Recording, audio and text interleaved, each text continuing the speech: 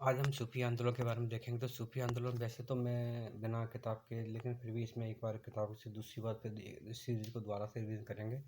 तो किसी बुक के थ्रू लेंगे, फिर इसको बिना बुक के थ्रू सारी चीज़ करेंगे एक बोर्ड के थ्रू। तो जिसमें देखते हैं सूफी। तो सूफी वैसे सफ़ा को बोला जाता है। सफ़ा का मतलब होता है पवित्रता या शुद्धता। ये सूफी लोग मतलब सीधा बोले तो मतलब मुस्लिम लोग आजकल सूफी मतलब उनको मुसलमानों से संबंध बोला जाता है। सूफी को मतलब सफ़ा बोलते हैं। और सफ़ा इसमें देखो दे रखा है, जैसे हिंदू धर्म में होता है कर्मकांड विरोधी, ज्ञान विरोधी, ईश्वर प्रेम से करने वाला, संत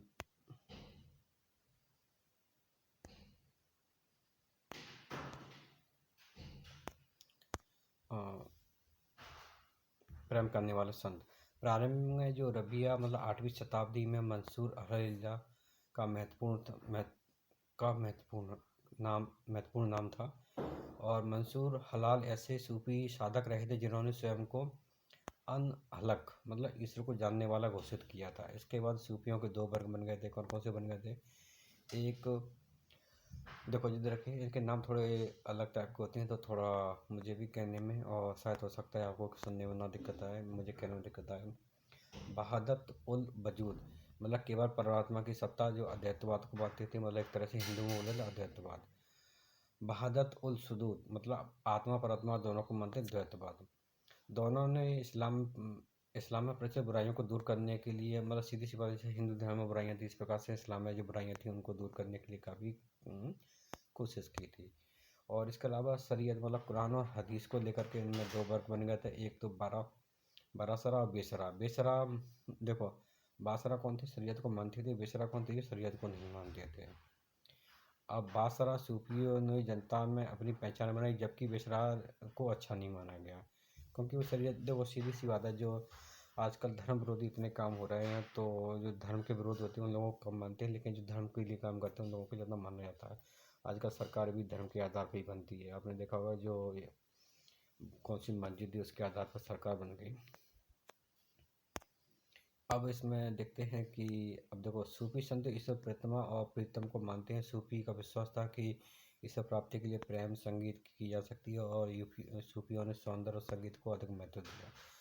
सूफी गुरु को अधिक महत्व देते हैं क्योंकि वे गुरु ईश्वर प्राप्त के मार्ग का पथ प्रदर्शक मानते हैं। और वे सूफी संत जो शिष्य ग्रहण करते हैं उन्हें मुरीद कहा जाता है। जो सूफी संत होते हैं उनकी शिष्यता ग्रहण करते हैं मुरीद कहा जाता है। और सूफी जिन आश्रम में निवास करते हैं उन्हें खानका कहा जाता है। क्या कहा जाता है? खानका। भारत में सूफी आंदोलन की शुरुआत संतल काल में मानी जाती है, क्योंकि उसी समय जो मुस्लिम आक्रमण वगैरह बहुत ज़्यादा हो रहे थे। अफजुल फजल ने 14 सूफी सिलसिलों का उल्लेख किया है। भारत में चिश्ती और सहारावर्दी सिलसिले काफ़ी प्रसिद्ध रहे हैं, क्योंकि इसमें जो औरंगजेब वगैरह थे और जो मुगल कालीन शासक थे उन्होंने बढ़ावा भी दिया था। भारत में प्रथम सूफी थे वो, उनका नाम आता है इसमें अल हुबरी।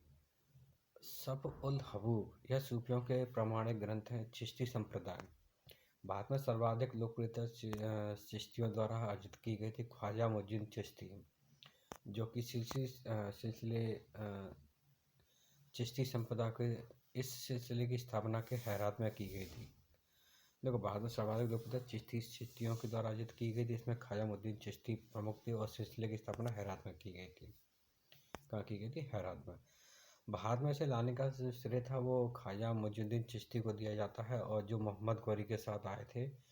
इनकी गतिविधियों का केंद्र प्रमुख अजमेर था, और इन्हें गरीब ए नवाज कहा जाता था। इस सिलसिले के कुछ अन्य संत निम्न हैं, जिसमें ख्वाजा कुतुबुद्दीन बख्तियार काकी, जिनकी याद में कुतुब मीनार का निर्माण किया गया था। और इसके अलावा इसमें और देखते हैं फरुद्दीन गंज ए शकर मतलब बाबा फरीद, ये काकी के शिष्य थे, और इन्होंने अयोध्या मतलब पंजाब को अपना केंद्र बनाया था। अब गुरु और इनके जो कुछ मतलब इनके जो जो लोग गाते थे उनको जो गुरु ग्रंथ साहब था उसमें इसको संकलन किया गया। इन्हें पाटन मतलब पंजाब में दफनाया गया था। निजामुद्दीन औलिया जिस चिश्ती संप्रदाय से था, ये बाबा फरीद के शिष्य थे। इन्होंने दिल्ली के 7 सुल्तानों को काल देखा था। इन्होंने महबूब ए इलाही और सुल्तान अल औलिया भी कहा जाता है। महबूब इलाही और सुल्तान अल औलिया कहा जाता है। इनका गयासुद्दीन तुगलक से विवाद हो गया था और इन्होंने कहा था हुने दिल्ली दूरस्थ। क्वेश्चन पूछा जाता है कि हुने दिल्ली दूरस्थ किसके लिए कहा गया था? गयासुद्दीन तुगलक के लिए कहा गया था। और किसने कहा था? निजामुद्दीन औलिया ने कहा था। और अमीर खुसरो के शिष्य रहे थे, उन्होंने तुर्क उला की उपाधि दी थी। इनका मकबरा जो मकबरा है वो दिल्ली में है।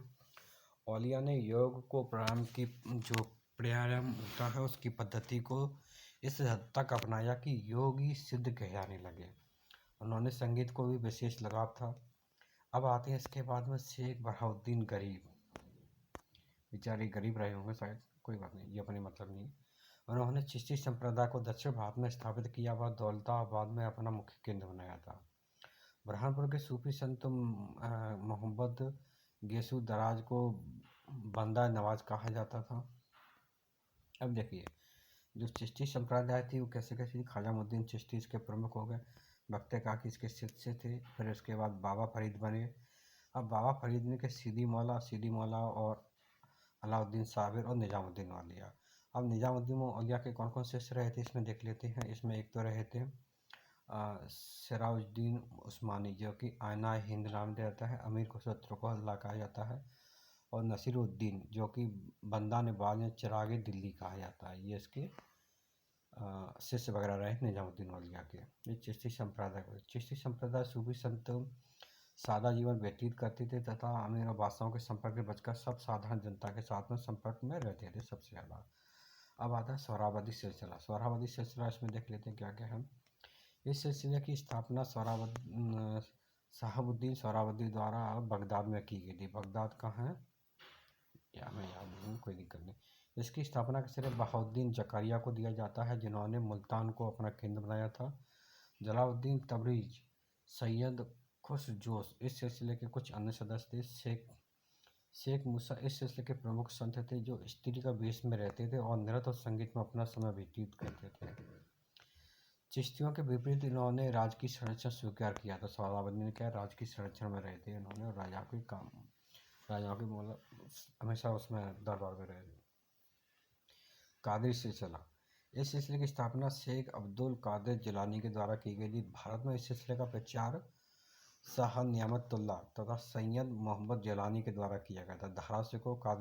जो दारासिको थे, दारासिको जो कि शाहजहाँ के पुत्र थे, वो क्या है, कादी संप्रा के संत रहे थे। मुल्ला शाह बदबख्शी इसके शिष्य रहे थे। अब आता है नक्शबंदी सिलसिला। नक्शबंदी सिलसिला के देख लेते हैं इसमें कौन कौन क्या है।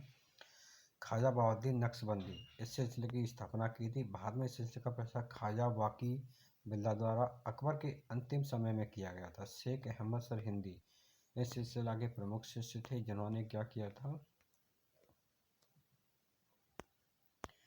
मुजुद्दीन ईश्वर के अवतार को घोषित किया था। इनका अकबर और जहांगीर से विवाद हो गया था। औरंगजेब इसी सिलसिले के अनुयायी था। इस सिलसिले का मुख्य उद्देश्य इस्लाम की खोई हुई प्रतिष्ठा को पुनः स्थापित करना था। रोशनाई संप्रदाय थी। इसमें जो इसके प्रवर्तक यहाँ पे संस्थापक माने जाते हैं मियाँ बाईजीद अंसारी को माना जाता है। सतारिया सिलसिला। इसकी स्थापना शेख अब्दुल्ला संतारी के द्वारा की गई थी। इसका प्रमुख केंद्र बिहार था। मोहम्मद गौस इस संप्रदाय के प्रमुख संत थे, सतारिया संप्रदाय के। और ये अपना आज सूफी संत खत्म हो गया, तो अब सूफी आंदोलन खत्म हो गया। इसके बाद अब देखते हैं क्या स्टार्ट होता है।